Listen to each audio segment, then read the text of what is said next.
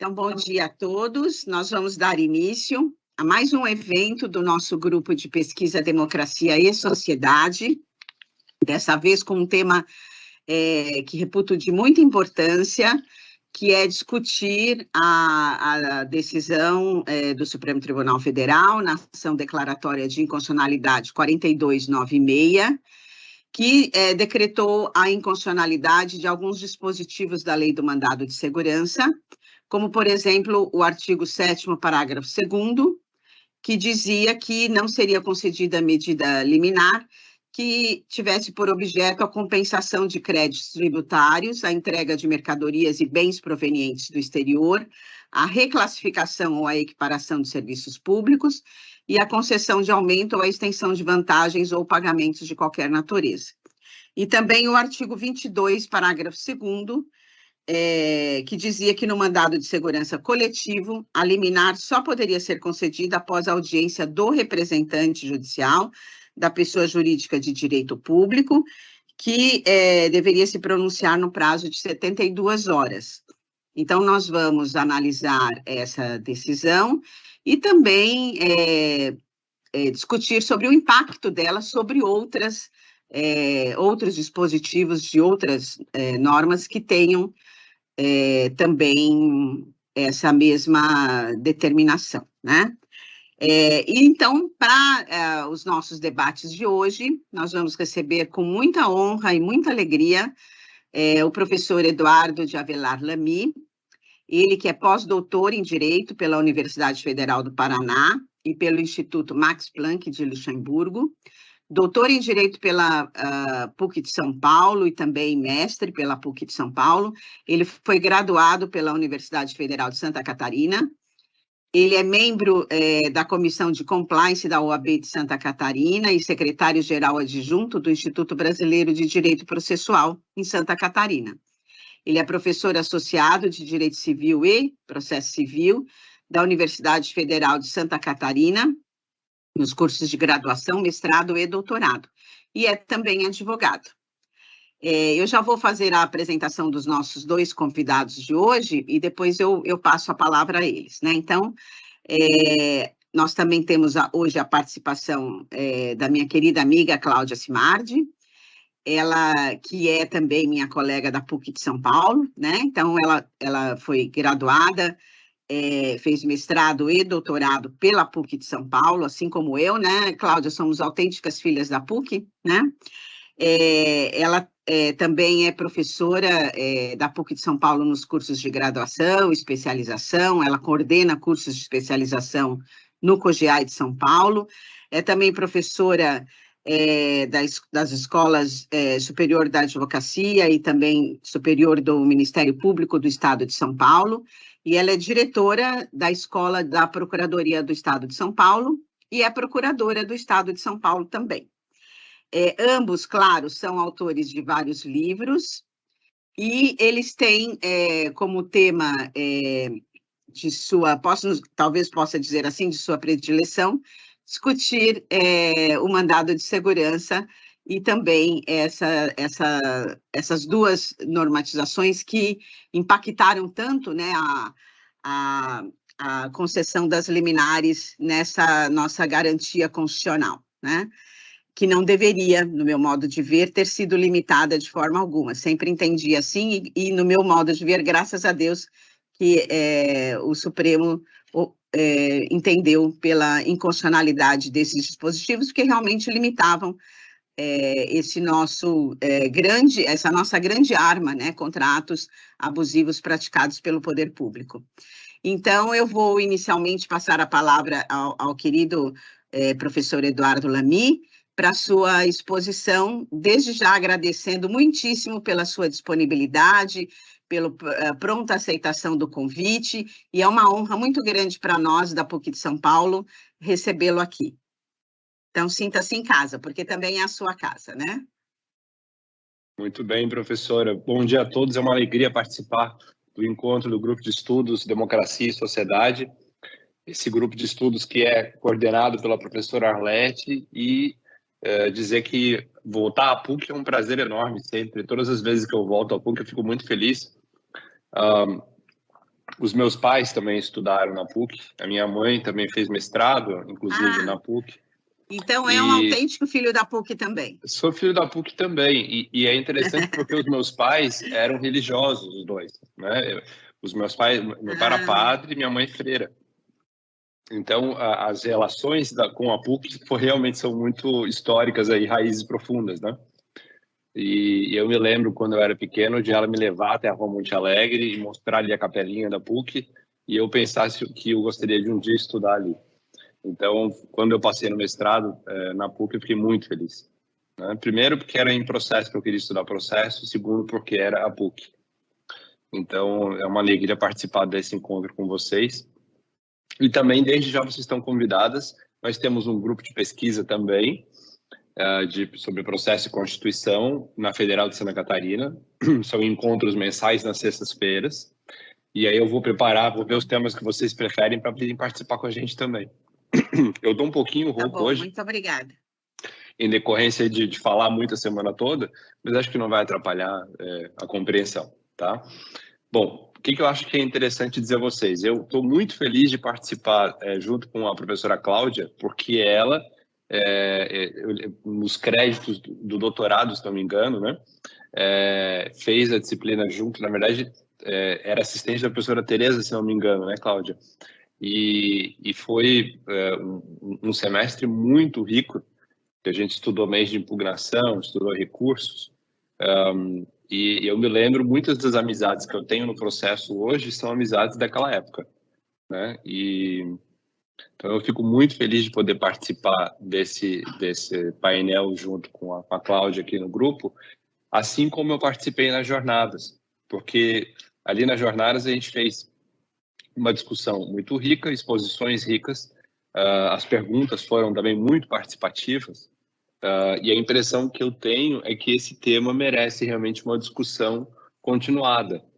Então, a ideia de voltar a debater o tema é muito importante, porque a gente sempre vai tendo achados de pesquisa novos e vai desenvolvendo um pouquinho mais as impressões e as conclusões a respeito desse assunto, né? Bom, eu preparei isso, tá ali o painel da jornada, né, Cláudia? Muito bem. Perfeito. Bom, então eu preparei uma breve apresentação, que é uma adaptação daquilo que foi uma complementação, breve complementação daquilo que eu expus nas jornadas. E aí eu vou para frente. Tá bom. Perfeito. Tá bom. Agora sim estamos vendo o veículo.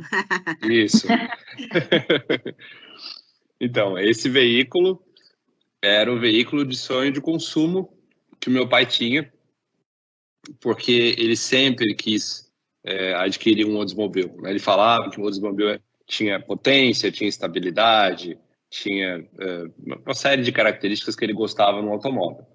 E aí, certo dia, ele decidiu comprar um Oldsmobile, um veículo usado, não era um veículo novo, porque ele disse que um colega advogado tinha estudado a jurisprudência no sentido de que ele conseguiria trazer esse veículo sem pagar parte dos impostos de importação que você pagaria normalmente. Então, ele adquiriu o veículo veio através de navio, e quando chegou no Porto de Santos, não foi liberado o veículo, e esse advogado propôs uma medida, eu não sei até hoje se foi mandado de segurança ou não, talvez tenha sido, mas o ponto é que, por conta das restrições à tutela provisória contra a fazenda pública, e uma das restrições ser exatamente o desembaraço de bens na aduana, ele não conseguiu essa liminar. E o processo demorou mais ou menos 10 anos para transitar em julgado. E aí, quando no trânsito em julgado, eu já era adolescente, nós fomos buscar o carro. E esse carro quebrou na estrada várias vezes, porque o carro já era um carro usado, ficou parado no Porto de Santos por 10 anos. Então, o carro chegou completamente quebrado depois. E o meu pai praticamente não pôde usar o veículo, o carro chegou em casa de reboque, e foi uma decepção enorme, né? A gente ficou muito triste com isso, e eu confesso que esse foi um dos motivos pelos quais, ao fazer a faculdade de Direito, primeiro eu quis fazer a faculdade de Direito, e depois que eu quis estudar processo, porque eu queria entender por qual motivo, se ele tinha direito a desembaraçar o carro, ele tinha que esperar tanto assim para desembaraçar o carro, por que foi necessário uma tutela definitiva nesse caso, né? Então, a primeira questão, primeiro premissa que nós precisamos considerar quando a gente pensa nesse tema é que existe um microsistema de restrições à tutela provisória contra a fazenda pública e que, seja qual for a consideração que nós faremos, esse microsistema precisa levar em consideração a evolução e a construção do microsistema de normas sobre o tema, porque isso foi uma construção realizada ao longo do século passado, ao longo de décadas, né, iniciada ainda na década de 40 e que foi se desenvolvendo até o final do século passado. E, ao mesmo tempo, nós precisamos entender que existe uma cultura de prerrogativas da fazenda pública que cria um regime jurídico processual público. Esse regime jurídico processual público faz parte da nossa cultura jurídica. E que, portanto, muitas vezes, ainda que o Supremo Tribunal Federal declare inconstitucionalidade de normas, essa cultura é muitas vezes mais forte do que o alcance da decisão declaratória do Supremo, né? E é isso que a gente tem visto no dia a dia forense ainda, né? Pelo menos as pesquisas que a gente faz recentemente, especialmente no ano passado e no primeiro semestre desse ano, demonstram essa realidade. Então, o que é esse microsistema? Primeiro, o desembaraço de bens foi trazido pela Lei 2.410 de 55 apenas no mandado de segurança. Então, essa limitação, num primeiro momento, só constava do artigo 3º da Lei do Mandado de Segurança, né? O que é que os advogados fizeram? Começaram a propor ações de rito comum, pedindo liminares de caráter cautelar na época, que no fundo eram satisfativas, mas eram cautelatórias, essas liminares, e essas liminares começaram a ser deferidas. Então, um ano depois, a Lei 2.770, para o desembaraço de bens importados, também proibiu em todos os demais procedimentos as liminares com essa finalidade, né? Então, a gente já foi criando essa cultura. Mais tarde, a Lei do Mandado de Segurança, lá nos parágrafos 2º e no artigo 7º, 2º e 5º do artigo 7º, né, proibiram o desembaraço de bens importados em todos os procedimentos. Então, ela repetiu o conteúdo da Lei 2.770 também para os procedimentos mais recentes, também para os procedimentos de mandado de segurança e os demais procedimentos especiais que nós passamos a ter. E o CPC de 2015, lá no artigo 1059, deixa claro que é muito importante para o sistema de tutela provisória contra a fazenda pública levar em consideração as regras constantes das demais leis e da Lei do Mandado de Segurança. Então, vejam vocês que ele criou uma verdadeira norma de fechamento desse microsistema, né? Depois, no que diz respeito às vantagens econômicas imediatas a funcionário público, a Lei 4648/64, lá no artigo 5º, dizia que só no mandado de segurança você tinha essas limitações. No entanto, em 1992, a 8437 estabeleceu a mesma limitação. 4 de 97 repetiu essa mesma limitação e, como nós veremos depois, foi declarada constitucional pelo Supremo. Então, essas limitações também fizeram parte da nossa cultura jurídica no que diz respeito às vantagens econômicas imediatas a funcionários públicos por meio de liminares contra a fazenda pública. A Lei do Mandado de Segurança, por sua vez, repetiu este conteúdo, assim como o artigo 1059 do CPC. Tá? Então, essas duas normas posteriores revisaram esse mesmo conteúdo. Depois, no que diz respeito à compensação tributária, a Lei 8437 de 92 estabeleceu a impossibilidade de compensação tributária por liminar. Claro que no caso da compensação tributária, nós temos mais um elemento importante, que é o fato de ela ser um fenômeno de direito material. Mas, independentemente de ser um fenômeno material, esse fenômeno não deveria ser declarado, reconhecido por liminar. E depois, a lei do mandado de segurança repetiu essa forma de limitação. O artigo 170A do Código Tributário repetiu essa forma de limitação. E o CPC, mais uma vez, lá no artigo 1059, repetiu esta limitação.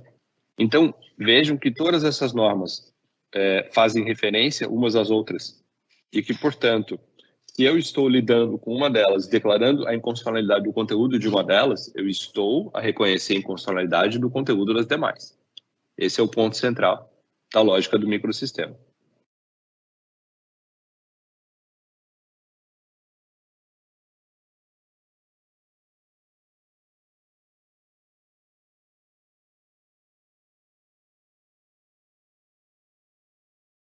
Obrigado, Cláudia.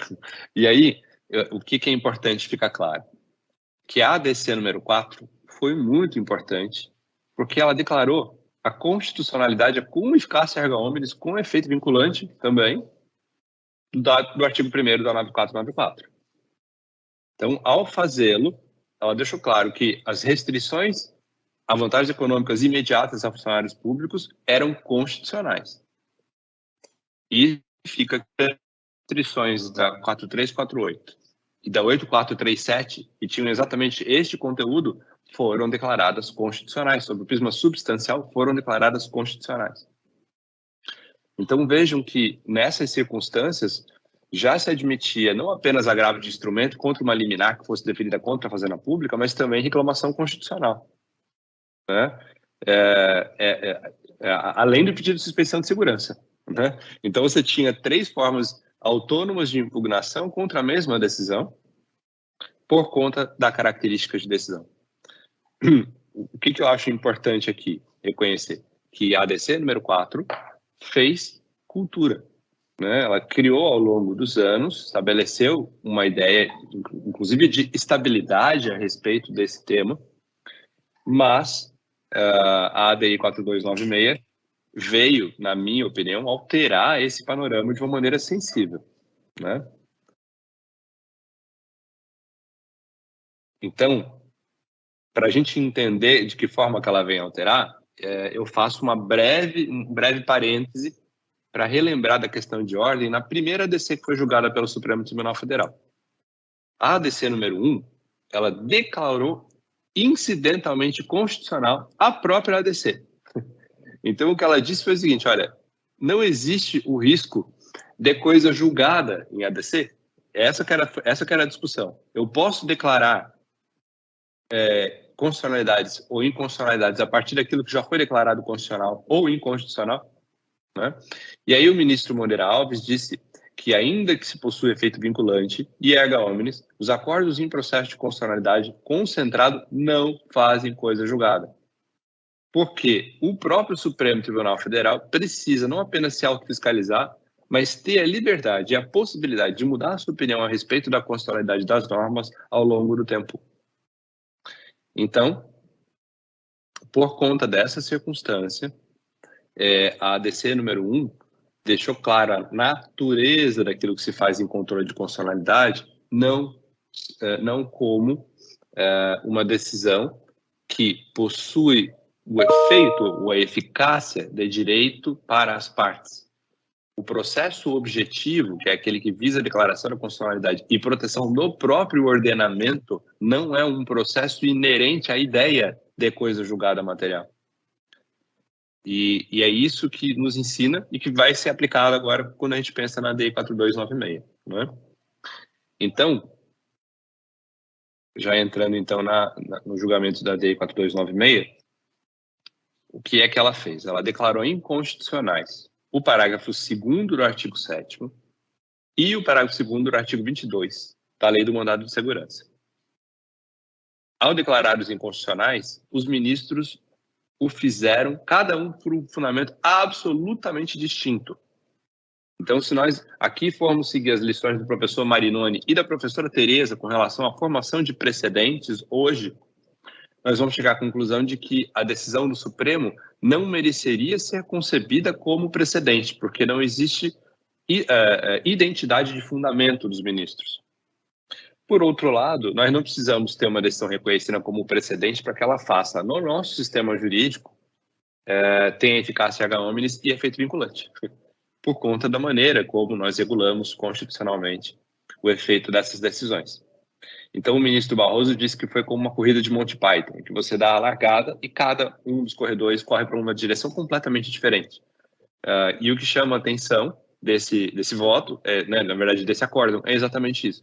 Você pensa que alguém vai concordar com alguém, e não, nenhum dos ministros sequer analisou a argumentação do outro. Cada ministro seguiu uma direção absolutamente distinta, o que chama muita atenção por conta da missão constitucional dos tribunais superiores de uniformizar, de debater os temas uns dos outros, de debater os fundamentos, os mesmos fundamentos. Então, chama muita atenção o não comprometimento com o cumprimento da missão constitucional daquele tribunal. De qualquer forma, alguns dos elementos que foram defendidos pelos ministros são esses que eu trouxe aqui, né? Então, a antecipação do mandado de segurança, na opinião do ministro Alexandre de Moraes, adviria da Constituição Federal e não de uma norma processual. Então, na opinião dele, haveria uma ação constitucional em mandado de segurança em que a antecipação decorre da Constituição e não de uma norma constitucional. Não de uma norma processual, né? E sim de uma norma constitucional. Depois, o ministro Fux disse o seguinte, olha, salvo o perecimento do direito, né? O que existe aqui são cautelares que satisfazem com o objetivo de proteger. Então, o que ele vai dizer é que essas liminares são cautelares que satisfazem com o objetivo de proteger. Mas é interessante porque ele vai trabalhar a lógica das liminares em todo o ordenamento. Em todo o ordenamento. Então, ele não vai trabalhar apenas a liminar do mandado de segurança, né?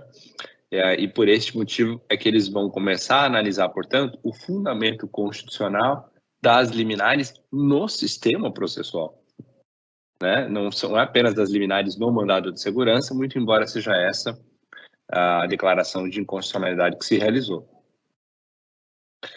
Então, o que eu acho importante deixar claro, né? Que não foi declarada a inconstitucionalidade, por exemplo, do artigo 1059 do CPC, ou mesmo da Lei 437 de 92, mas foi declarada a inconstitucionalidade do parágrafo 2º do artigo 7º e do parágrafo 2º do artigo 22 da Lei do Mandado de Segurança, de tal forma que as restrições, aquelas 3 restrições a que eu me referi, seja compensação tributária, vantagem imediata ao funcionário público ou desembaraço de bens importados, seja em mandado de segurança, seja em outras liminares por conta do microsistema, no mandado de segurança é indiscutível, né? Já nas liminares, no restante do sistema, é absolutamente discutível, mas sob o prisma substancial, o conteúdo é exatamente o mesmo, né? O que fica da discussão trazida pelo ministro Alexandre de Moraes é se a ação de mandado de segurança, apenas no caso dela, nós teríamos alguma distinção que justifica a declaração de inconstitucionalidade apenas no mandado de segurança e o deferimento dessas liminares apenas em mandado de segurança contra a Fazenda Pública. Essa que é a questão, porque esse é o argumento trazido pelo ministro Alexandre de Moraes, por exemplo, né? Acontece que foi apenas um dos votos. Os demais votos não fazem essa restrição à utilização apenas do mandado de segurança. Então, se nós tivéssemos que considerar a própria fundamentação de conteúdo dos votos, essa fundamentação em todos os demais votos foi no sentido de reconhecimento da importância das liminares contra a Fazenda Pública em geral. E aí, já encaminhando para o final, eu posso dizer que da pesquisa que eu fiz na época, hoje foram mais de 300 julgados que eu achei, a grande maioria se deu no sentido de permitir, desde já, naquelas 3 situações liminares contra a Fazenda Pública, em tutela provisória, requerida em mandado de segurança, né? Então, acho que é importante, a grande maioria está levando em consideração isso. Mas, em alguns casos, sim, os requerentes fizeram todo um esforço argumentativo no sentido de que se deferisse tutela provisória em outros procedimentos. Devo dizer também que, em vários casos, simplesmente tem se negado tutela provisória contra a Fazenda Pública, como se a decisão da DI 4296 não tivesse ocorrido. Né? É interessante como essa questão da cultura que se formou ao longo das décadas ainda é muito forte, e como mesmo a parte argumentando isso, muitas vezes o julgador não acolhe inicialmente a eficácia, mesmo em mandado de segurança, da ADI 4296. E aí, quais são as conclusões a que eu chego para a gente discutir? Primeiro, que depois da ADI 4296, em termos substanciais, nós não temos mais uma restrição material à tutela provisória contra a Fazenda Pública por se tratar de um microsistema. Tá? Então, substancialmente, essa é a conclusão. Mas, em termos formais, nós podemos interpretar que se mantiverem as seguintes restrições, embora sujeitas a controle difuso. Né? Ou seja, eu posso, pelo controle difuso, reconhecer a inconstitucionalidade e devo fazê-lo, né? Mas nós não podemos deixar de reconhecer que, sob o ponto de vista formal, as seguintes normas não foram declaradas inconstitucionais. Então, primeiro, no que diz respeito ao desembaraço de bens importados, a Lei 2.410 é 2.770. Né? Depois, no que diz respeito às vantagens econômicas imediatas, a 8.437, a 9.494 de 97, né? E o 1.059 do CPC. E depois, no que diz respeito à compensação tributária, a 8.437, o artigo 170A e, mais uma vez, o CPC. O que significa que nós continuamos tendo, muitas vezes, decisões fundamentadas nessas normas, cuja inconstitucionalidade, sob o prisma de conteúdo, é absolutamente discutível, mas que depende de um amadurecimento da influência da ADI 4296 sobre o nosso sistema processual. Tá? Eu lembro os colegas, e tenho certeza que a Cláudia, né, vai estar muito atenta quanto a isso, até por fato de ela ser procuradora do Estado em São Paulo, que no início da vigência da ADC número 4, ela também levou alguns anos para realmente ser cada vez mais aplicada no dia a dia. Não havia uma segurança tão grande, uma obviedade como nós temos hoje, a respeito da liminar contra a Fazenda Pública, ou mesmo da constitucionalidade das restrições dessas liminares, como depois se obteve nos anos seguintes. Né? Então, eu acredito também que nessa circunstância, hoje, nós teremos mais alguns anos de amadurecimento para que essas limitações contra a Fazenda Pública possam ser flexibilizadas, especialmente na hipótese de aplicação dessas restrições às limitações fora do mandado de segurança. Bom, essencialmente é isso. Eu coloquei ali o meu e-mail também para todos que estiverem participando. Fico à disposição para a gente debater o tema e quem quiser fazer contato também, fique à vontade, tá? Para entrar em contato, especialmente por e-mail, né? Vai ser uma alegria muito grande. Então, mais uma vez, eu agradeço o convite e devolvo a palavra à nossa presidente. Muito obrigada, Eduardo. Sua exposição foi muito esclarecedora sobre essa perspectiva que nós devemos ter da expansão, né, dos efeitos ou não da decisão que declarou a inconstitucionalidade desses dispositivos no mandado de segurança. Eu mesma, antes de ouvi-lo lá nas jornadas, e também ouvir a Cláudia, eu tinha uma ideia limitada, no sentido de que a inconstitucionalidade se daria somente para o mandado de segurança, muito em função de entender que não poderia haver limitação por conta do mandado de segurança ser uma garantia constitucional, né? Então, não poderia, a interpretação que se dá às normas tinha que ser sempre expansiva e nunca limitadora, né? Na concessão da tutela jurisdicional, seja provisória ou não. Então, eu tinha essa visão limitada de que era na lei, em relação ao mandado de segurança, que a decisão teria um impacto. Mas, ouvindo vocês, percebemos que não, né? Nós podemos ter uma interpretação expansiva em relação a essa inconstitucionalidade, também levando para outras normas, né? Então,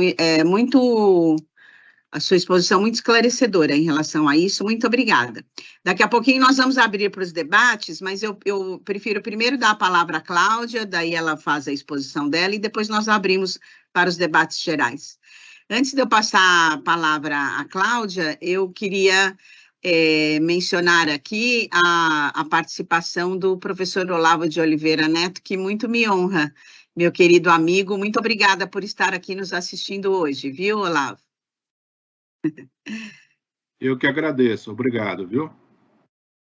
Tá bom, muito honrados com a sua participação hoje. Então, eu vou, agora passar a palavra à minha querida amiga Cláudia para a sua exposição. Muito obrigada, Cláudia, por você ter também aceitado tão prontamente o convite para essa participação. Bom dia a todos e a todas. Bom dia, Arlete. Bom dia, Eduardo.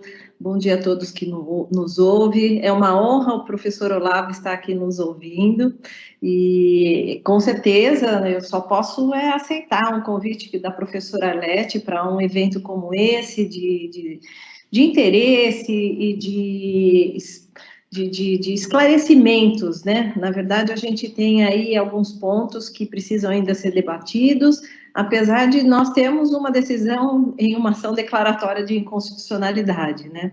E, como disse o Lamy, eu me lembro que até mesmo antes dessa ADECOM número 4, alguns juízes da Fazenda Pública aqui da comarca de São Paulo, eles declaravam incidentalmente a inconstitucionalidade da lei do mandado de segurança e, em alguns casos, principalmente aqueles mais gritantes, eles deferiam, sim, a liminar, né, dizendo que entendiam que era inconstitucional e que, portanto, eles poderiam deferir a liminar, a tutela provisória naquele caso específico, né? Então, realmente, a gente tem sempre que pensar a cultura, né? A cultura que faz com que até mesmo uma ação declaratória de inconstitucionalidade, que já está aí há algum tempo, seja desconhecida por alguns juízes em algumas decisões. Eu também tenho um PowerPoint, Arlete, que eu gostaria aqui de compartilhar, mas mesmo só para a gente dar um caminho para a nossa exposição, porque esse é um tema que permite que a gente divague, e aí a gente sabe que o tempo é precioso para todos nós, né? O alcance do que foi decidido nessa ação declaratória de inconstitucionalidade. Bem, acho que o Lamy praticamente esgotou no que diz respeito não só à parte histórica, mas também tudo que foi decidido no julgamento dessa ação declaratória de inconstitucionalidade. Eu fiz questão aqui de colocar em uma tela alguns trechos da ementa do acórdão, pensando no seguinte: a ementa ela foi elaborada pelo ministro Alexandre de Moraes, porque ele foi o relator dessa ação declaratória de inconstitucionalidade, e a ementa retrata muito a ideia, ou seja, o fundamento para o julgamento dessa ação, né? E ele deixa claro aqui, no que diz respeito ao mandado de segurança, né, que a cautelaridade no mandado de segurança não poderia ser impedida previamente pelo legislador, tendo em vista que a Constituição Federal ela confere o poder geral de cautela para o juiz, e uma vez presentes os requisitos para a concessão de uma tutela provisória, essa tutela provisória ela deve ser reconhecida e deve ser, então, deferida para o jurisdicionado, não podendo o legislador previamente estabelecer uma proibição, ao menos no que diz respeito ao mandado de segurança. Mas, quanto relação a esse ponto, a ação declaratória de inconstitucionalidade deixou absolutamente claro que estaríamos, então, frente a uma inconstitucionalidade. E inconstitucionalidade do artigo 7º, parágrafo 2º, né, que estabelecia que não seria possível a compensação dos créditos tributários, e eu não vou aqui repassar todos os itens, porque o professor Lamy já explanou de forma bem, inclusive sucinta, trazendo até mesmo a legislação específica a respeito de cada um desses temas, mas, enfim, foi declarado inconstitucional o parágrafo 2º do artigo 7º, e também declarado inconstitucional o parágrafo 2º do artigo 22, né, que proibia a concessão de liminar no mandado de segurança coletivo de imediato, inaudito alterar partes, só sendo possível uma liminar nessa hipótese após uma audiência, né, oitiva do representante da administração, ou seja, da pessoa jurídica de direito público, né, que teria, então, um prazo de 72 horas, que bem sabemos que 72 horas, para casos urgentes, podem fulminar o direito material e inviabilizar a concessão, depois desse prazo, de uma tutela provisória. Bem, no que diz respeito à compensação de créditos tributários, eu faço apenas uma observação no sentido de que, né, temos o artigo 170A do Código Tributário Nacional, que veda a compensação mediante aproveitamento de tributo, que esteja ainda em contestação pelo sujeito passivo, né? Lógico, antes do trânsito em julgado. Claro, a compensação é um meio, é uma forma de extinção, de pagamento das obrigações. Logo, é direito material, como já antecipou o professor Lamy, né? E nós tínhamos, inclusive, uma súmula, porque ela foi cancelada em setembro do ano passado, né? Que estabelecia justamente que a compensação de créditos tributários, ela não poderia ser deferida justamente em decisões cautelares, em decisões de tutelas provisórias, né? O que se pode hoje fazer, não exatamente dar a certeza, ou seja, decretar a extinção da obrigação pela compensação, mas sim uma suspensão dos efeitos de uma cobrança de um tributo à vista de uma possível, no futuro, compensação desse tributo com um crédito que tenha aí o devedor, né? Nós estamos pensando já em uma decisão que diga, bata o martelo, há uma compensação do tributo X com o crédito do jurisdicionado do devedor Y, mas apenas evitar que esses efeitos negativos de uma cobrança tributária possam advir aí em virtude de, possivelmente, no futuro haver uma compensação, né? Bem, a entrega de mercadorias e bens provenientes do exterior, como já bem disse o professor Lamy, e isso me tocou bastante quando nós estávamos nas jornadas, porque ele iniciou a sua fala dizendo justamente o caso do pai dele, e é um caso chocante, porque se nós formos pensar e na frustração do jurisdicionado em saber que, mesmo tendo efetuado o pagamento, mesmo tendo efetuado, cumprido todas as suas obrigações, o seu direito não é disponibilizado, o seu direito não lhe é entregue justamente porque há uma restrição processual, ou seja, uma restrição procedimental para a entrega desse bem, né? E, na sequência, a gente tem, talvez, uma das situações em que mais ocorrem ações, né? Que são as ações movidas por servidores públicos para reclassificação, equiparação dos servidores e concessão de aumento, vantagens para fins, inclusive, de pagamento de qualquer natureza, né? Bem, aí, geralmente, nós temos ações que visam uma obrigação de fazer reclassificação, equiparação, ou seja, inclusão em folha de pagamento do servidor público, mas uma obrigação de pagar, né? Obrigação de pagar é que realmente, entre aspas, e cá entre nós, é a que realmente pega para a administração, à vista de que haverá, então, a inclusão desse gasto, dessas despesas, na folha de pagamento da respectiva administração, isso a título provisório. Mas, de qualquer forma, tendo em mente que se há elementos para a concessão de uma tutela provisória, não há porquê o juiz, não há porquê o Poder Judiciário negar esse direito ao jurisdicionado. Bem, aí, então, nós temos a pergunta que me foi levantada, que nos foi levantada, né, Lami, nas jornadas. Qual seria exatamente o alcance da decisão da ação declaratória de inconstitucionalidade? Bem, o efeito direto é esse que sabemos, possibilidade de concessão de liminares nas 3 hipóteses e também de liminar no mandado de segurança coletiva, independentemente daquele prazo das 72 horas, da oitiva da administração em 72 horas. Bem, temos também alguns efeitos indiretos, ao menos no meu modo de ver, no nosso modo de ver, né?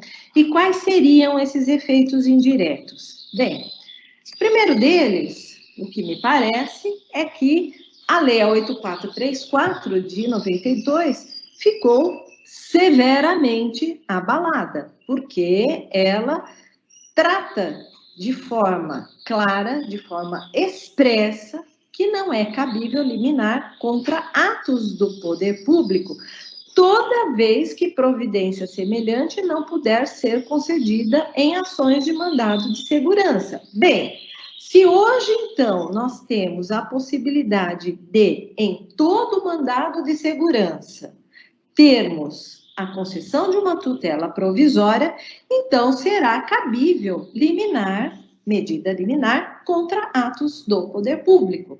Então, me parece que até mesmo uma interpretação no bater dos olhos do artigo 1º da Lei 8434 já está comprometida também pela decisão da ADI que estamos aqui estudando.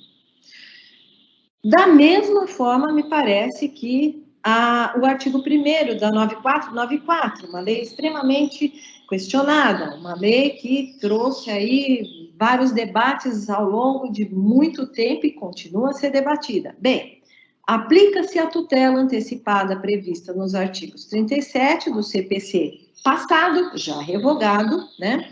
O disposto no artigo 5º, seu parágrafo único e 7º da Lei 4348, ou seja, a lei do mandado de segurança. Bem, então, se aplica-se a tutela antecipada, o que está, ou pelo menos estava, na lei do mandado de segurança revogado, se aplica o que está na atual lei do mandado de segurança.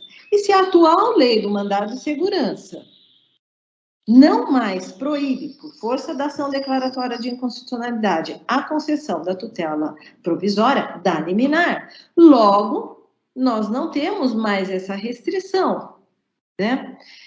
E aí, então, me parece que a gente tem todo um sistema já extremamente abalado, inclusive, né, o artigo 1059, trazido aqui pelo professor Lamy. Por quê? Porque esse dispositivo do Código de Processo Civil estabelece que a tutela provisória, né, contra a Fazenda Pública, se aplica o que está disposto na Lei 8437 e na Lei do Mandado de Segurança. Bem, a Lei do Mandado de Segurança, artigo 7º, parágrafo 2º, como está expressamente previsto no artigo 1053, está hoje fora do nosso sistema jurídico por força da ação declaratória de inconstitucionalidade. Por tabela, também a Lei 8437, o artigo 1º, também está comprometido pela inconstitucionalidade.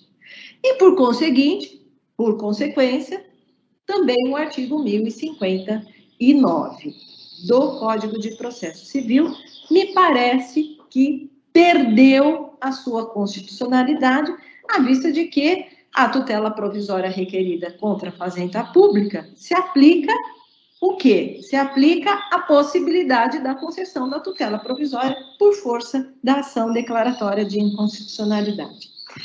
Passando rapidamente só pelas teorias chamadas tradicionais, no que diz respeito à declaração de inconstitucionalidade, entre aspas, por tabela, né? Nós temos a teoria que estabelece a inconstitucionalidade por arrastamento, ou seja, aquelas hipóteses nas quais o Supremo Tribunal Federal, numa ação declaratória de inconstitucionalidade, encara e reconhece a inconstitucionalidade de um dispositivo legal trazido pelo autor da ação e reconhece que outros dispositivos também estão comprometidos pela inconstitucionalidade e expressamente na decisão de uma ADI estabelece e especifica quais são esses outros dispositivos que, por terem o mesmo conteúdo de inconstitucionalidade, também devem ser assim declarados. Bom, no caso nosso, da nossa a ação declaratória a 4296, não houve essa declaração expressa de inconstitucionalidade de arrastamento por atração desses outros dispositivos, né? E isso por quê? Isso porque o Supremo Tribunal Federal se limitou a analisar os dispositivos, né, que estavam ali tratados na petição inicial da ação declaratória de inconstitucionalidade ali proposta. E também não houve o reconhecimento da transcendência dos motivos determinantes. Isso porque, segundo a orientação jurisprudencial do Supremo Tribunal Federal, não ocorre, não deve haver essa transcendência, essa extrapolação dos motivos. Bem, de qualquer forma, o que temos hoje no nosso sistema jurídico? Temos o artigo 927 do Código de Processo Civil, que nos orienta a trazer os precedentes para o sistema jurídico e tratá-los de forma tal que outros dispositivos ou outras circunstâncias fáticas que possam ser reconhecidas como inconstitucionais ou até mesmo ilegais, recebam o mesmo tratamento. Daí porque, né, a gente precisa tentar extrair, como o professor Lamy já estabeleceu, já expôs de forma muito clara, tentar extrair a ratio decidendi, a razão de decidir da ação declaratória 4296. Esse acórdão, como o professor Lamy já disse, não estabeleceu de forma muito precisa qual foi o fundamento principal. Isso porque cada ministro trouxe um fundamento específico, com exceção, inclusive, daqueles que decidiram pela constitucionalidade de todos os dispositivos, né? Mas a essência de todas as argumentações de todos os ministros estava justamente na circunstância em que a Constituição Federal, ela abraça, ela traz para o nosso sistema jurídico o poder geral de cautela do juiz. E se a Constituição Federal assim o faz, o legislador não pode, de antemão, seja no mandado de segurança, como expressamente sustentou alguns ministros, seja em outros, como não sustentado por nenhum deles, o legislador não pode, então, vedar o poder geral de cautela, né? Daí porque nós podemos chegar a essa conclusão de que a ratio decidendi desse acórdão, dessa ADI, né, nos traz muito mais do que aquilo que foi trazido de forma expressa pelos ministros. E isso porque a base do poder geral de cautela está na Constituição Federal e não só no que diz respeito ao mandado de segurança, está para todas as ações, ou seja, para todas as pretensões. essa fundamentação dispersa trazida pelos ministros, né, ela pode, portanto, no meu modo de ver, ser compreendida de forma tal que nos traga para o sistema jurídico, hoje, de forma muito tranquila, a interpretação de que toda vedação de concessão de liminar, de concessão de tutela provisória contra a fazenda pública é inconstitucional. É inconstitucional porque afronta, ofende o artigo 5º, inciso 35, e também até mesmo outros incisos da própria Constituição Federal. Bem, como eu mencionei ali para vocês, a ementa não retrata exatamente tudo que foi discutido. Se não me engano, esse acórdão tem 150 ou 170 páginas, não traz essa ratio de forma clara, né? Os ministros, eles realmente, como disse aí o Lamy, eles realmente parecem ter agido de forma como os personagens de um filme do Monty Python, né, em que todos alinhados para uma corrida, de repente, quando é dada então a largada, cada um vai para um lado, né? De certa forma, aqui alguns chegaram a um lugar comum, que foi a declaração de inconstitucionalidade, mas por caminhos muito diferentes. Essa me parece que possa ser a conclusão, né? A conclusão é de que, em termos práticos, né, a gente não tem tantas liminares assim, né? O professor Lamy até trouxe aí alguns dados um pouco mais concretos do que eu pude coletar. A gente não tem tantas liminares assim, até porque é necessário que haja o preenchimento dos requisitos. É necessário que, ao ser requerida uma tutela provisória, o requerente apresente situações fáticas e demonstre que essas situações fáticas preenchem os requisitos para a concessão de uma liminar, de uma tutela provisória. Agora, o que me parece bem interessante é a possibilidade de haver a execução provisória da sentença, inclusive e especialmente sentenças proferidas em mandado de segurança. E isso por quê? O artigo 14, parágrafo 3º da Lei do Mandado de Segurança estabelece que da sentença, né, do mandado de segurança cabe apelação. E no parágrafo 3º nós temos a regra segundo a qual a sentença que concerne o mandado de segurança, ela pode ser executada provisoriamente, salvo nos casos em que for impedida a concessão da medida liminar. Bem, se agora nós não temos nenhum caso em que seja proibida a concessão da liminar, isso significa que a sentença poderá, sim, então, ser executada provisoriamente. Não me parece que exista mais esse obstáculo trazido pelo parágrafo 3º do artigo 14.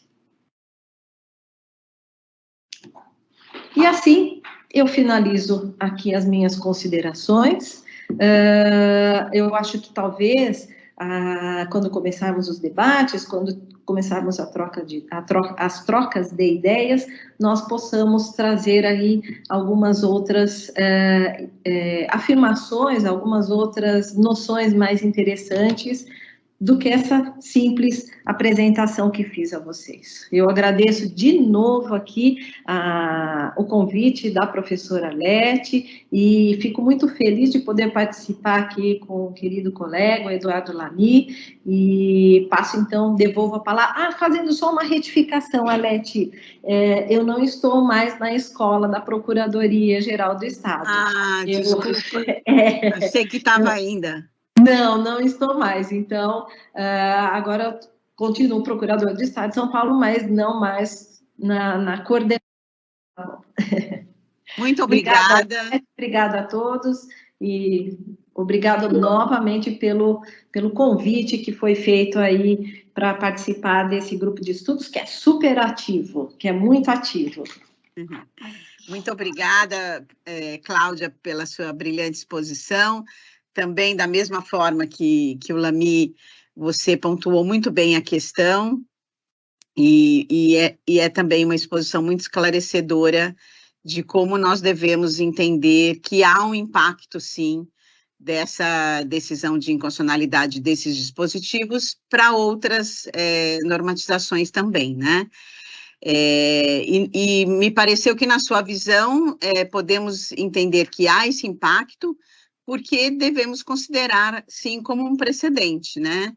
Apesar do que o Lamy disse em relação a essa divergência de entendimentos entre os ministros, é possível que nós cheguemos à conclusão de que é realmente um precedente e que, por isso, deve ser observado de uma forma, inclusive, vinculante, né, pelos órgãos julgadores em relação a outras normas que tenham o mesmo teor que essas que foram declaradas inconstitucionais, né?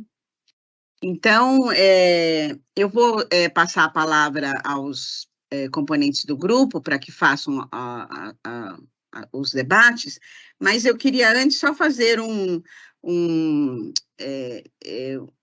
uma fala, né, sobre a questão de uma outra norma que nós temos, que isso foi, inclusive, discutido lá nas jornadas, e eu gostaria de ressaltar aqui também, para não deixar de fora, e que eu sei que também é um assunto que a Cláudia gosta também de pesquisar e falar, né, mas a pergunta, claro, está aberta a ambos, né, que é sobre o impacto dessa decisão de inconstitucionalidade em relação à vedação de liminares, né, nessas hipóteses que estão aí retratadas no parágrafo 2º do artigo 7º, em relação, desculpa, não nessa hipótese, na hipótese do 22, parágrafo 2º, que determina a concessão da liminar só quando, contra o poder público, quando primeiro se ouvir, né, o representante judicial.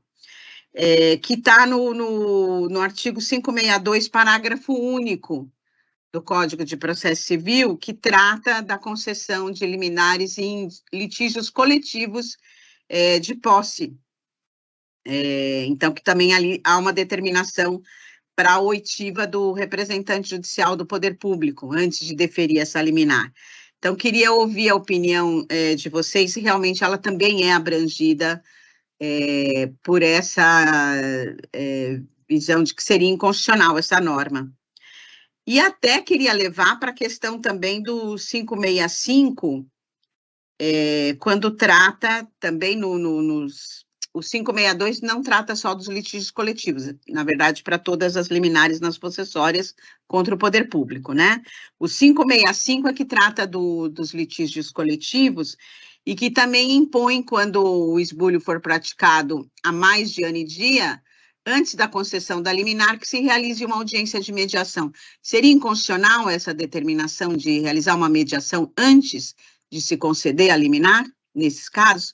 Essa é a primeira pergunta aí para ambos. Não sei se Cláudia quer responder primeiro, porque gosta de falar de possessórias, né, Cláudia? Gosto sim.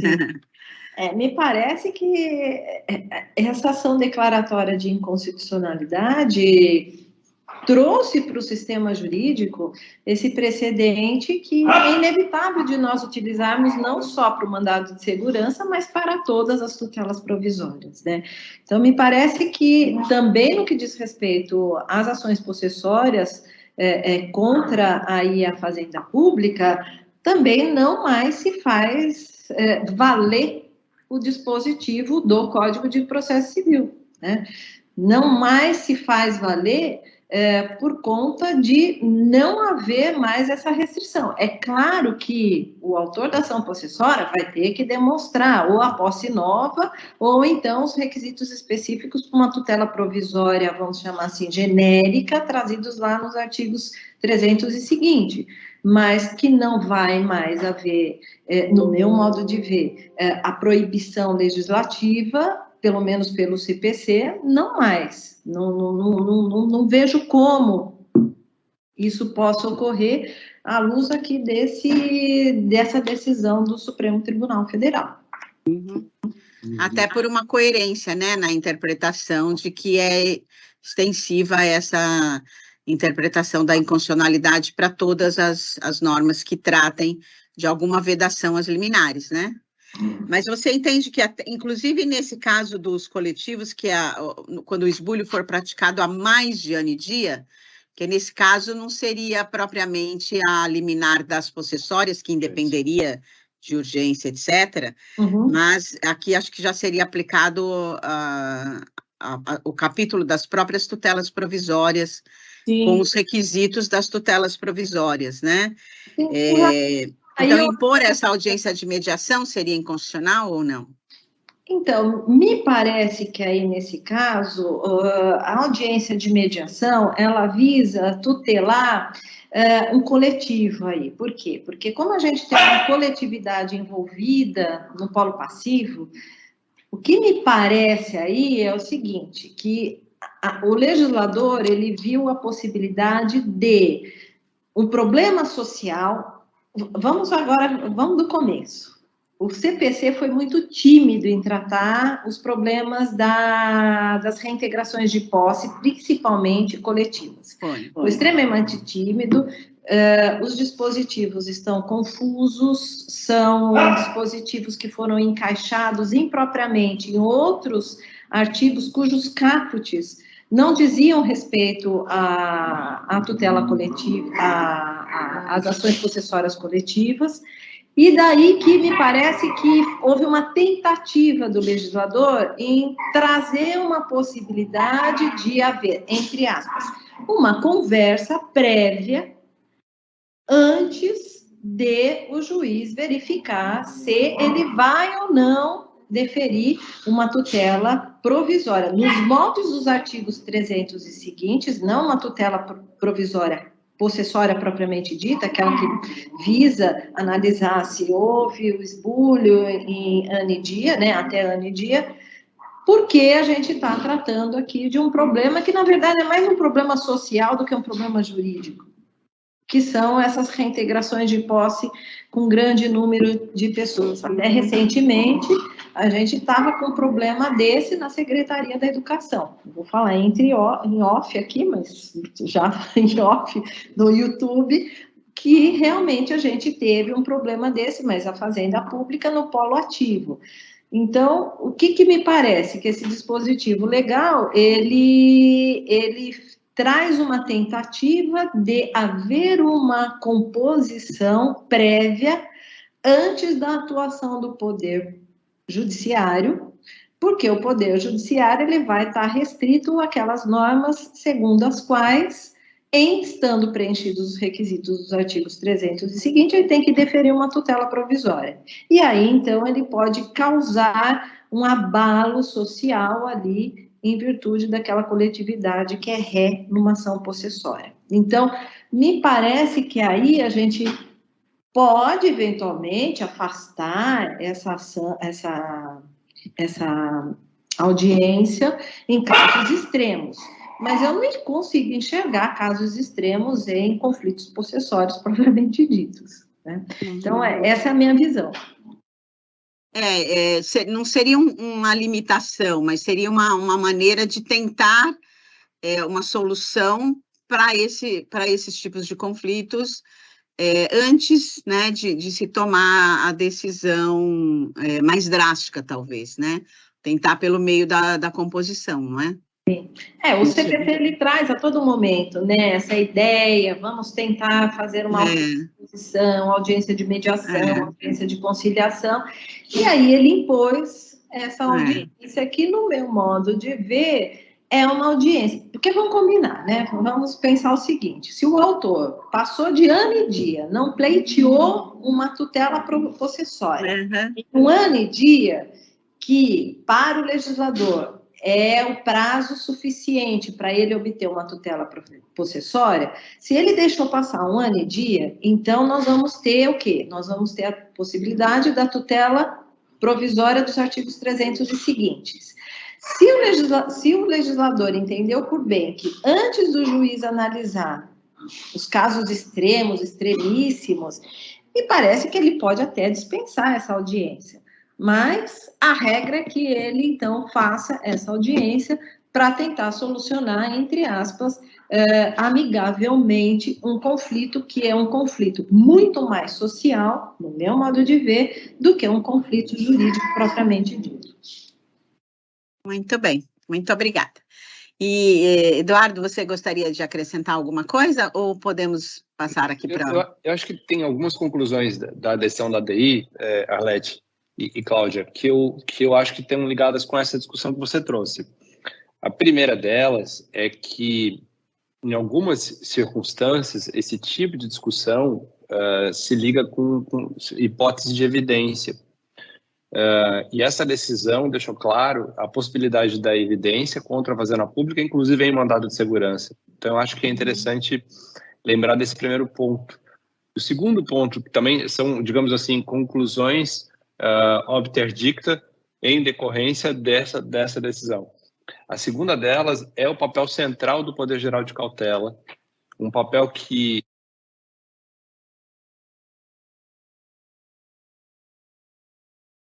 quando a gente não pensa sobre o papel constitucional do Poder Geral de Cautela, tem sempre aquela preocupação em distinguir a satisfatividade da antecipação, a cautelaridade das medidas cautelares, acessórias que são, e muitas vezes não fica atento ao papel constitucional do Poder Geral de Cautela, mesmo dentro das medidas satisfativas. Então, esse é um outro ponto que eu acho que é muito importante. Por que eu digo isto? Porque quando você falou, por exemplo, do 562, parágrafo único, e disse, olha, será que não seria inconstitucional também? Né? A inconstitucionalidade está na obrigatoriedade de você fazer essa ouvida antes, nas hipóteses em que, evidentemente, isso vai levar ao perecimento do direito. Uhum. Então, eu concordo com a Cláudia que a decisão leva, sim, se você declara o artigo 22 constitucional, você vai chegar à conclusão de que aqui também é inconstitucional o parágrafo único do 562, não faz sentido, né, nessa circunstância. Uhum. Mas no que diz respeito a você fazer uma audiência, ter a necessidade de fazer uma audiência para poder discutir uma questão que é de interesse público, me parece que a discussão toda é muito de condução do processo e do procedimento. E que nessa circunstância, se eu já passei realmente de 1 ano e 1 dia, na maioria das vezes o que eu estou discutindo são invasões, em que fica muito complicado você simplesmente achar que vai resolver o problema por meio de uma tutela provisória. A ideia de que a tutela provisória vai resolver o caso, ela é, na verdade, se esconder do problema verdadeiro. Né? Não é uma decisão, talvez um processo jurisdicional que fosse estrutural aqui pudesse resolver, mas mesmo assim, tutela provisória em processo estrutural não resolve o processo. O que resolve o processo é a discussão da questão de interesse público.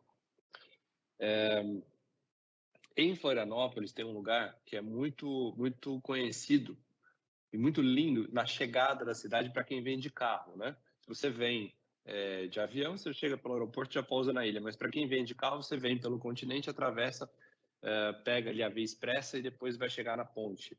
Quando você vem pela Via Expressa, no final da década de 90, tinha uma área maravilhosa que ficava à direita da Via Expressa e dava vista para as duas pontes, para a Bahia Sul e para a Bahia Norte, né? Uma área alta, que era absolutamente inabitada.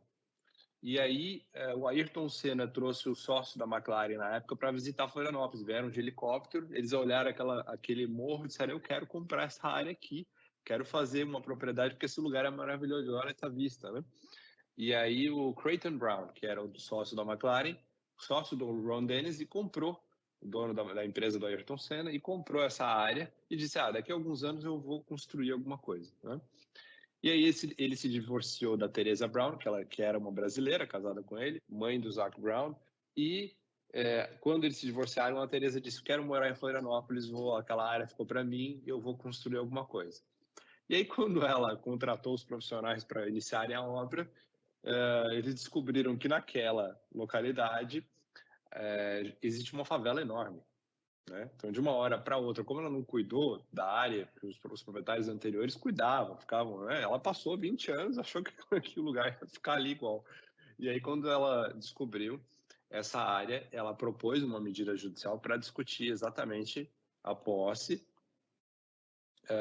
para discutir uma forma de resolver essa questão. E aí, na audiência pública, que foi, mesmo antes da vigência do CPC de 2015 realizada, os procuradores dela entenderam que não tinham o que fazer, né, o que eles poderiam fazer, alguma composição, mas que não havia muito o que fazer. Então, na verdade, ela até fez uma doação para que dentro dessa comunidade que se formou ali, eles pudessem ter escolas, creches. Na verdade, ela doou mais valores ainda para poder criar uma infraestrutura naquela comunidade. E o nome da favela é Favela do McLaren, porque todo mundo sabia que aquela área era de propriedade do dono da McLaren. Então, veja que o que fez diferença para aquela comunidade foi a audiência em que ela, né, no primeiro momento, não tinha noção do que estava acontecendo. Então, eu concordo que, primeiro com a Cláudia, quanto ao fato de que me parece que, neste caso, a audiência é bem-vinda e não seria contrária à norma, e nem a ADI 4296, mas especialmente quanto à ideia de que uma liminar em tutela provisória não conseguiria resolver a complexidade de um conflito como esse. Uhum. Muito bem, muito esclarecedor. Eu quero registrar também a presença aqui da professora Cláudia Schwerz, aqui é nossa amiga da PUC também, nossa colega da PUC. É uma honra também tê-la aqui. Tudo bem, Cláudia?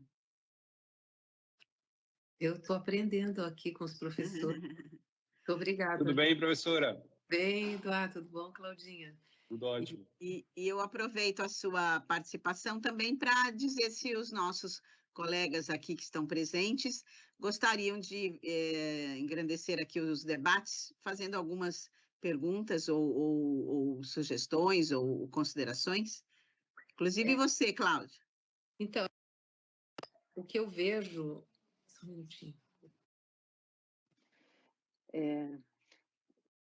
Quando a gente escuta a solução que o direito traz para esses problemas possessórios que envolvem um grande número de pessoas, que envolvem o problema social, a gente enxerga que o direito também é instrumento de transformação social, que aquelas medidas cabíveis para um conflito individual, eles têm outra roupagem e outra aplicação. Então, acho que esse diálogo que se estabelece, que o Código trouxe, embora de forma tímida, ele já pontua. O direito, nessa perspectiva, é um instrumento de transformação social também. Não é? O direito, ele reconhece uma situação fática, decorrente da posse, de outro lado, da inércia do proprietário, especificamente nesse ponto. Então, eu vejo que, de fato, e tem um trabalho muito interessante da professora Daniela Libório, e ela trata disso. É um trabalho, inclusive, que hoje está no Inovare para avaliação, que tem justamente essa perspectiva. Né? É só uma observação e obrigada pelas lições, né? Aprendi muito com vocês. Mandado de segurança é um tema que é interessante. Aliás, uma outra questão a respeito do mandado de segurança, o mandado de segurança, na democracia, ele tem uma utilização muito tímida, porque, afinal, tem outras medidas com eu diria assim, com remédios muito iguais e mais amplos, né? Porque permite, inclusive, uma prova que o mandado de segurança não contempla. E aí eu pergunto, justifica a manutenção do mandado de segurança diante dessa situação? Questão das mais polêmicas, né, Cláudia? Mas eu penso que a previsão do mandado de segurança na Constituição Federal é muito importante para nós, como cidadãos, enquanto cidadãos, né, dentro de um Estado democrático de direito, e não poderia ser nunca suprimida do nosso sistema. É uma arma a mais, por que não? Vamos deixar... não estamos utilizando muito por hora, não faz mal. Sempre vai ser o nosso grande respaldo contra atos abusivos praticados, ilegais e abusivos praticados pelo poder público. Então, na minha opinião, tem que deixar o mandado de segurança ali. Não mexam com ele. É o que eu penso, né? E a quantidade não é pequena, não. Só para... Não é pequena, né, Cláudia? Ainda muito usado, não é né? pequena, não. A quantidade não é pequena. E agora, então, com a possibilidade de liminar, acredito que assim que descobrirem, né, como o Lamy mencionou aí, assim que a cultura voltar no sentido inverso, né, virar no sentido de ser possível e como hoje é pedir a liminar, talvez o número aumente. Muito bom você nos trazer essa visão, porque é propagado muito nesse sentido que a Cláudia colocou, né? E em quais temas, Cláudia, que você aponta como de maior utilização? Hoje, olha, todas as secretarias, que pelo menos que eu saiba, né, todas as secretarias respondem vários mandados de segurança, praticamente de forma diária, algumas menos, porque é incabível, por exemplo, a Secretaria da Fazenda tem muito menos do que a Secretaria da Educação ou a Secretaria da Segurança Pública. Muitos servidores impetram mandado de segurança, também tem muito mandado de segurança nos temas de concursos públicos, por exemplo, a gente tinha, eu acredito que ainda deva ter, muitos mandados de segurança em concursos públicos em que o candidato ele era excluído porque ou ele tinha uma tatuagem, ou porque ele tinha um prognatismo, ou porque ele tinha uma infecção pontual e no exame médico ele foi reprovado e assim sucessivamente. Então, em concurso público é um tema que é muito utilizado. Sim, é um tema que o mandado de segurança é fundamental. Eu posso dizer pela minha experiência, no meu escritório a gente faz muito empresarial, mas tem uma área que trabalha com público, e o número de ações que a gente propôs ultimamente de mandado de segurança impetrados que tiveram uma diferença de eficiência para o impetrante foi muito grande, tem sido muito significativo nos últimos anos, né? Um dos mandados de segurança, por exemplo, eu não pedi liminar, até poderia pedir liminar, né? Mas eu não quis discutir questão de liminar e fui direto para mesmo em face da ADI, né? E fui direto para uma questão do triênio de auditores da Fazenda Estadual. E aí, como a questão era puramente uma interpretação de uma lei complementar estadual, a minha grande preocupação era bater na forma de interpretação que nós queríamos que pelo menos fosse enfrentada essa questão pelo tribunal. E é um mandado de segurança coletivo, de competência originária do tribunal. Então, são várias vantagens, né, que a gente tem. A primeira delas é a velocidade do trâmite. O mandado de segurança demorou 4 meses para ser julgado, né? Depois, a questão da sucumbência é uma diferença muito grande. Agora, o que eu concordo é que existe uma mística em volta do mandado de segurança que me deixa impressionado por parte de muitos operadores do direito em relação ao direito líquido e certo. Como se o direito líquido e certo não fosse um conceito processual, né? Uhum. Como se houvesse um direito material líquido e certo e você tivesse em busca do elo perdido que você nunca vai encontrar, porque essa definição de direito líquido e certo, para a maior parte dos operadores que não estuda o processo, é problemática, né? Então, eu sinto também essa dificuldade de alguns. Mas eu acredito que é muito bem-vindo, pelo menos na nossa prática no escritório. É impressionante como o mandado de segurança nos traz eficiência e como boa parte das ações em que no âmbito do direito público a gente mais conseguiu resultados nos últimos anos foram mandados de segurança. Tá vendo? Ele ainda é muito importante, né? Mas o tema também diz respeito à carreira do funcionário público, né, Eduardo? Desculpa. O exemplo que você trouxe foi dentro da carreira também do funcionário público, né? Quer dizer, isso é muito utilizado frente ao Estado, né?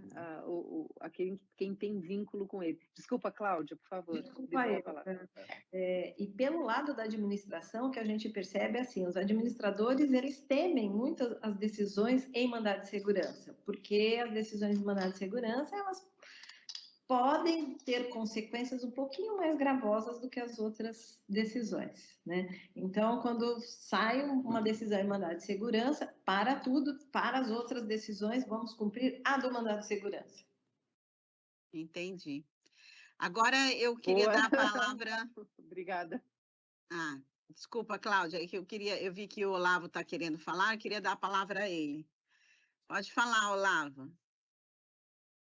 Bom dia a todos, estão me ouvindo bem? Estamos Bom dia, ouvindo. professor. Estamos ouvindo. Então, eu primeiro queria parabenizar, não é, os amigos Eduardo e Cláudia pela excelente exposição que fizeram, né? A gente vem aqui acaba aprendendo demais, né? O professor Arlete também pela organização do evento, né?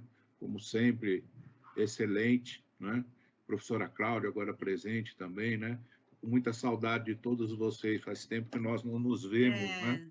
Parece que somos aves migratórias, né? Nos vemos aí cada 2 anos no IBDP ou alguma coisa assim, né? Mas é realmente uma saudade muito grande. Eu realmente quis manifestar para parabenizar, né? O tema realmente é um tema que faz a gente pensar muito, não é? Também acho assim que não é o caso de acabar com o mandado de segurança, não é? Nós tivemos já uma discussão sobre isso quando ele foi implantado, muitíssimo interessante. Tem um livro sobre mandado de segurança, acho que é Temístocles Brandão Cavalcante, que ele traz as discussões sobre se era ou não o caso de ter um mandado de segurança ou ampliar, não é, as possessórias para atingir os direitos pessoais, aquela tese do Rui Barbosa, não é? E o que deixa a gente mais boquiaberto é a qualidade das discussões do Poder Legislativo na época, não é? Porque ele descreve, né? Qual seria o melhor caminho, né? E eu me recordo, por exemplo, que todo ano, começo do ano, é uma enxurrada de mandado de segurança com relação à atribuição de aula de professor. No final do ano é execução fiscal, porque não pode passar o ano por causa de prescrição e por causa da lei de responsabilidade. E no começo do ano são os mandados de segurança, né? Vara da Fazenda aqui no Estado. Esses 2 meses são meses que marcam mesmo, né? Porque se tem uma legislação horrorosa, eu acho que até proposital, é a dos professores, né? Impressionante como dá problema a legislação dos professores, principalmente com relação à atribuição de aula, né? Então, eu penso que ele realmente tem que ser mantido também, né? Fiquei com alguma dúvida, mas é uma coisa que eu penso há algum tempo também, não é? Se dá para estender ou não para audiência de conciliação, né? Concordo plenamente com o que foi dito com relação à realização da audiência. Já tive casos como esse, né? Invasão de prédios, né? Só que eu tenho dúvida quanto à extensão aí da inconstitucionalidade para esse parar por 2 motivos. Primeiro, porque se trata de relação puramente entre particulares, né? E segundo, porque eu me recordo de certa ocasião nós discutimos muito, né?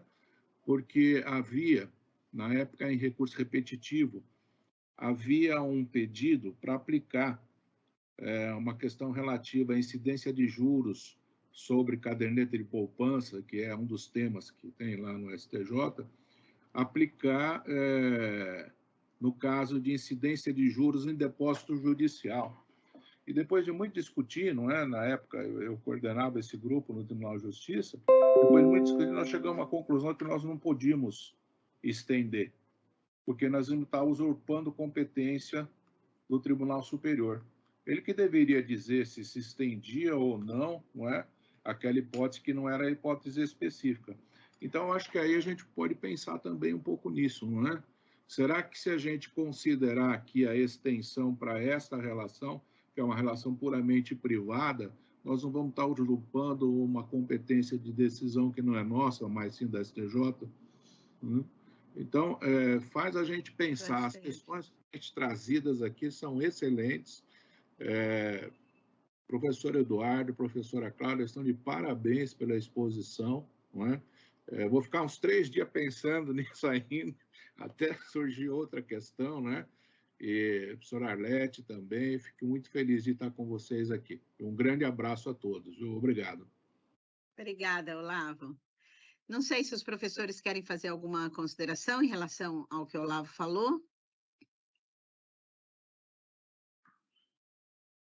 Olavo, eu nem tinha pensado entre particulares, eu tinha pensado mesmo entre poder público e um particular, mas sempre pensando na questão do coletivo, né, das invasões coletivas, que na verdade as ações possessórias, elas são um instrumento, mas no que diz respeito a essas ações, essas invasões, principalmente invasões coletivas, isso é um problema que extrapola até o sistema jurídico propriamente dito. A questão é social, né? É social. É social, econômico, às vezes político, mas, em segundo plano, a gente tem que pensar em algumas saídas jurídicas também.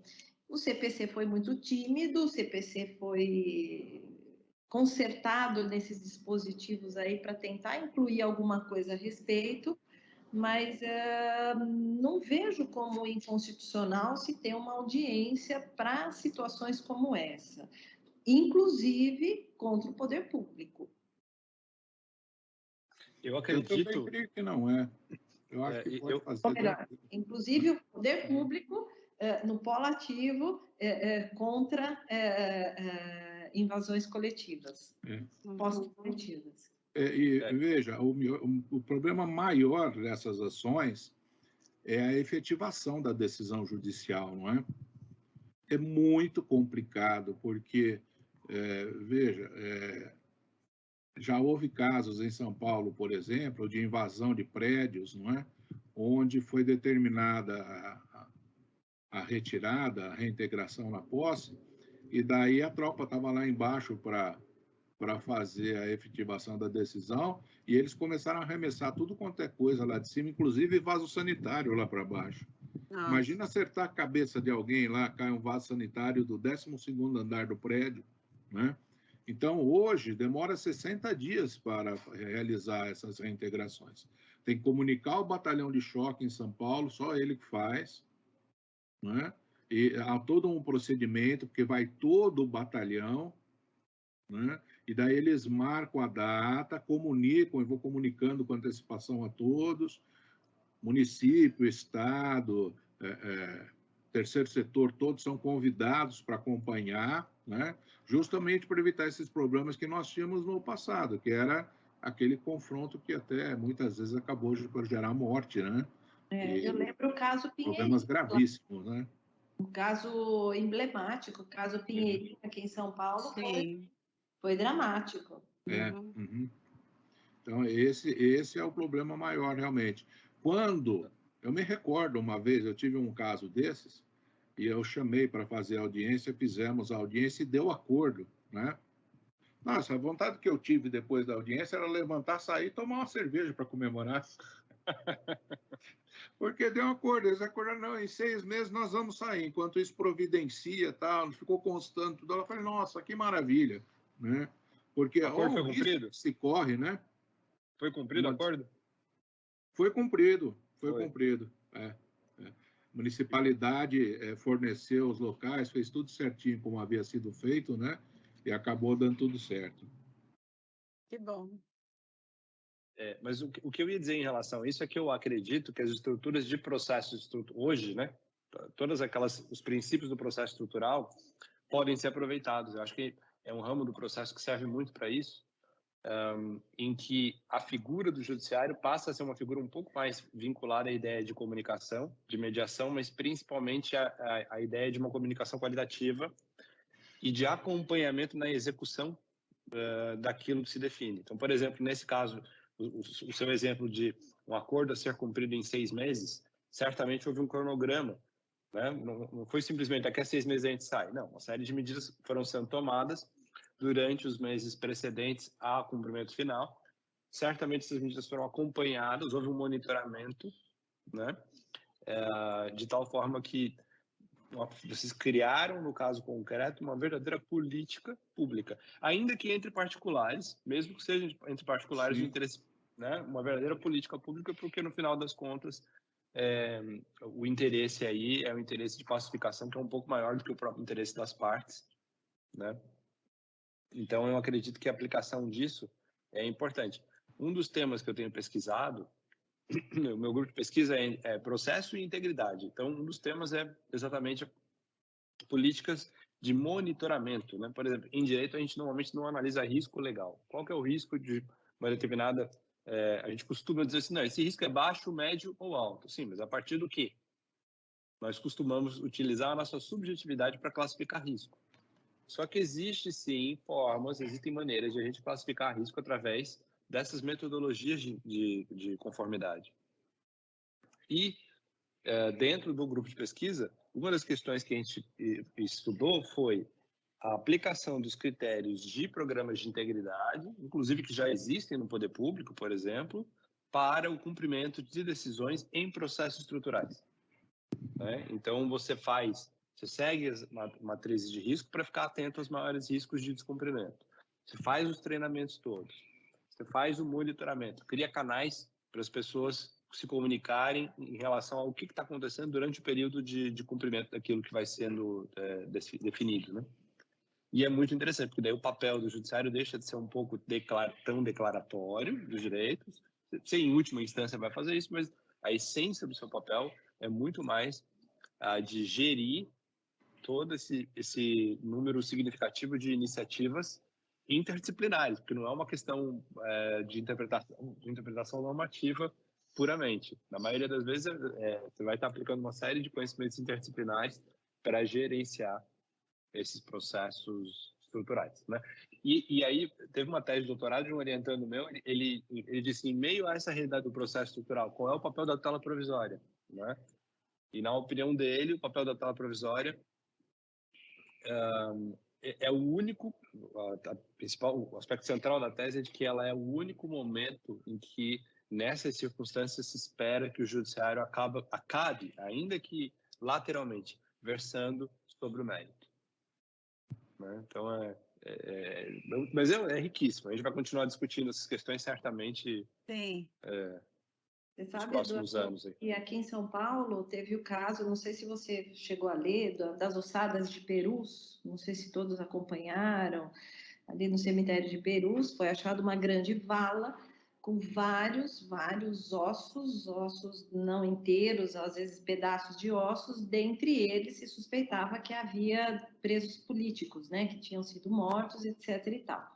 E houve, então, o ajuizamento de uma ação por parte de... Eu não me lembro se foi uma associação, bom, mas, enfim, foi ajuizada uma ação e na Justiça Federal e em determinado momento se fez, então, um acordo entre Estado, município, União e mais algumas entidades para que houvesse, então, a escavação dessas ossadas, a análise dessas ossadas, e envolvia Estado, União, município, e periodicamente o juiz federal, ele marcava reunião numa sala enorme, da qual eu já participei também, lá pelo Estado, e estavam todos lá, todos das associações, instituições, e inclusive interessados, mães dos presos políticos que faleceram, né? E no final do ano passado, se não me engano, terminou a busca e eles realmente encontraram 5 ou 6 ossadas que eram de presos políticos, né? E isso, periodicamente, o juiz federal marcava a reunião a mesa era grande, porque eram pelo menos umas 30 pessoas que participavam lá da reunião. E ele fazia o checklist. Bom, e o Estado está fazendo isso, e o município está fazendo isso, né? E o IML está fazendo isso. Então, era realmente meio que uma execução ali, uma cobrança da execução da decisão. É uma gestão, né? É uma gestão. Uma gestão. Gestão quanto Nós temos um sistema, né, na Inglaterra, é o juiz gestor do processo, né? É mais ou menos isso que tem que se fazer aqui também, né? Você tem que foi conferir. Minha tese de doutorado. Não adianta só É, decidir, né? Tem que conferir também. tese da Cláudia, exatamente. Minha tese de doutorado foi essa, É.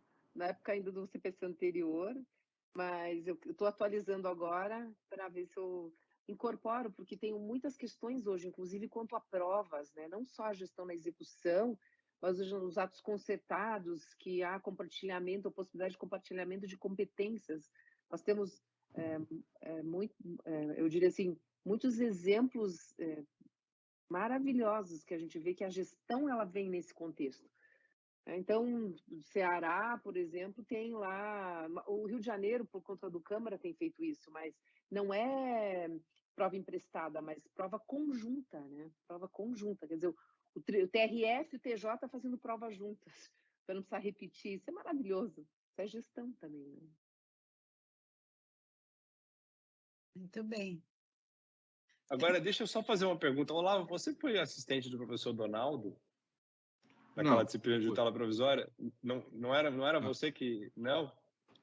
assistente do professor Donaldo era uma professora de Bauru, a Yara Toledo Fernandes. Ela ficou uns 15 anos, mais ou menos, com o professor Donaldo, né? E eu fiquei com o professor João Batista. João Batista. Tá, é que eu me lembro de uma disciplina que eu fiz, que era, inclusive, acho que era tutela de urgência que ele lecionava, no ano 2000. E eu, por algum motivo, eu achei que era você que estava ali. De vez em quando eu participava das aulas, o professor me Das convidava, aulas. né? E eu participava em alguns então temas. era, Pode ser que tenha sido, né? Uma eu das acho que era você, sim. mas era mais esporádico, né? Eu acho que o Saudade Mourão do e o Donaldo. Eduardo Costa também auxiliaram uma época o Donaldo Armelin. Mourão, que é meu assistente no mestrado, né? Ele e o Eduardo Costa também. Mas, enfim, eu acho que com isso podemos terminar, né, o nosso evento de hoje. E eu quero, então, fazer isso agradecendo a participação de todos que estiveram por aqui nos assistindo. E também a participação, claro, dos nossos queridos professores convidados de hoje, que trouxeram excelentes exposições que suscitam as nossas reflexões sobre o tema, que é muito importante, né? Então, a declaração de inconstitucionalidade desses dispositivos limitadores das liminares no mandado de segurança, por si só, já é de uma importância fundamental. Mas ter o entendimento de que isso pode, esse mesma determinação pode ser levada também para outras normas que tragam também que tenham, né, esse caráter limitador das tutelas provisórias, é essencial para nós, operadores do direito.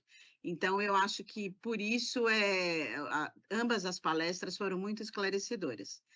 Então, eu agradeço muito a participação de ambos e quero dizer que gostaria de contar com a participação de vocês em outras oportunidades também. Então, vocês sempre serão muito bem-vindos aqui no nosso grupo de pesquisa Democracia e Sociedade.